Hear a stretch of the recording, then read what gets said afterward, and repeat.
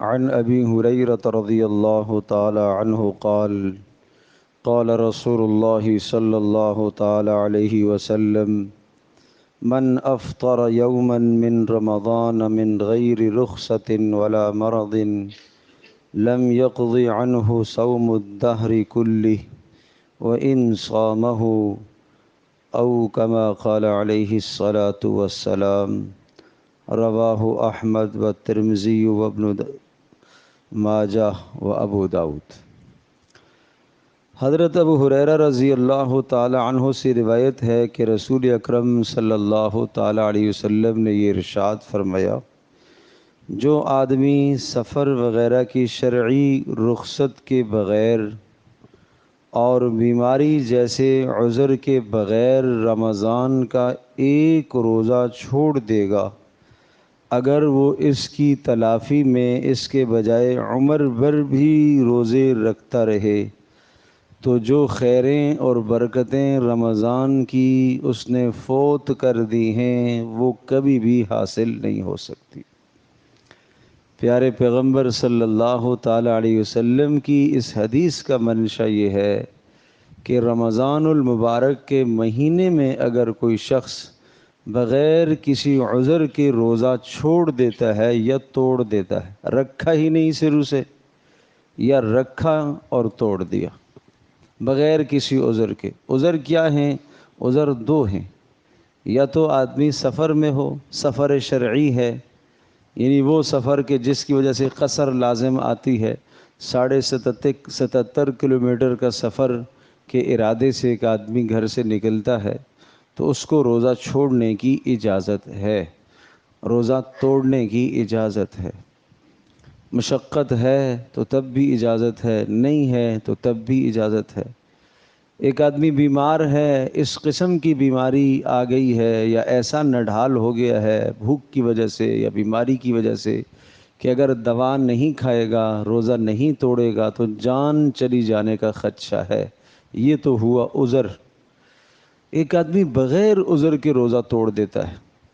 یا بغیر کسی عذر کے روزہ سرے سے رکھتا ہی نہیں ہے، جیسے بہت سارے لوگ آج کل روزہ کھاتے ہوئے نظر آتے ہیں۔ دن ہے، مزدوری کرتے ہیں، کیا کریں جی، مزدوری کے ساتھ ہم کیسے روزہ رکھیں گے؟ کام کے ساتھ ہم کیسے روزہ رکھیں گے؟ صحابہ کرام رضی اللہ عنہم اجمعین، وہاں عرب کی اور مدینہ منورہ کی گرمی اس سے زیادہ سخت گرمی تھی، اس سخت شدید ترین گرمی کے اندر وہ لوگ روزے رکھتے تھے اور اپنی محنت اور مزدوری بھی کرتے تھے۔ تو مزدور کو چاہیے، ملازم کو چاہیے، کام کرنے والے آدمی کو چاہیے کہ اپنے کام کا نظم بنائے، روزہ چھوڑنے کی اجازت نہیں ہے۔ ہاں یہ رخصت ضرور ہے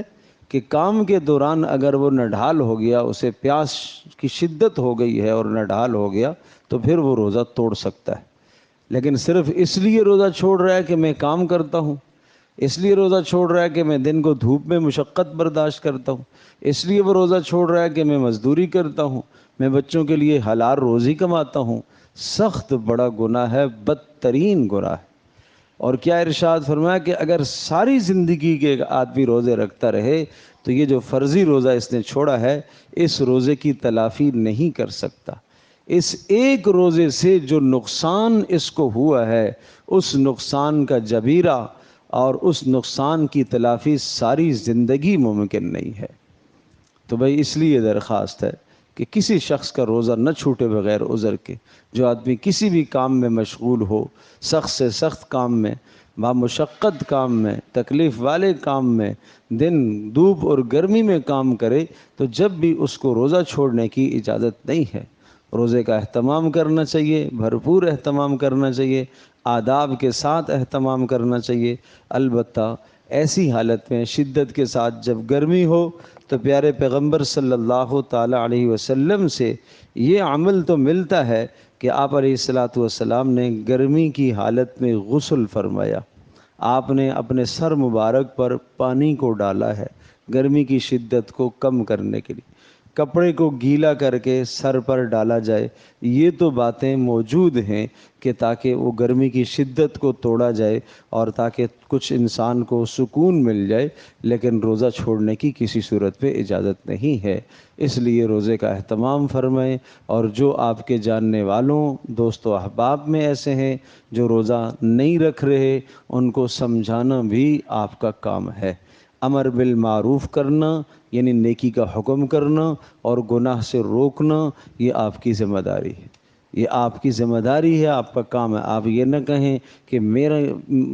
مجھے کیا سروکار ہے اس سے، وہ رکھے نہ رکھے اپنے لیے رکھے گا۔ اگر آپ نے اس کو جو کہا پیار سے، اخلاق سے، محبت سے سمجھاؤ، اہمیت روزے کی بتلاؤ، فائدہ روزے کا بتلاؤ، اللہ کی رضا بتاؤ، اس سے اللہ خوش ہوتا ہے، اللہ پاک کی رضا نصیب ہوگی، تقوی نصیب ہوگا، اس کو فائدے سمجھاؤ اور چھوڑنے کے نقصانات اس کو بتاؤ کہ ساری زندگی بھی اگر تم روزے رکھتے رہو گے تو اس کا ثواب تم نہیں پا سکو گے، تو اس لیے اسے بتانا بھی یہ بھی آپ کی ذمہ داری ہے۔ چلو آپ تو ماشاءاللہ سب روزے دار ہیں، اللہ قبول فرمائے آپ کے روزوں کو، اعمال کو، لیکن آپ کے جاننے والوں میں اگر کوئی آدمی ایسا ہے جو روزہ نہیں رکھتا یا روزہ چھوڑ دیتا ہے، توڑ دیتا ہے، تو اس کو سمجھانا بھی ہماری اور آپ کی ذمہ داری ہے۔ اللہ پاک عمل کرنا آسان فرمائے۔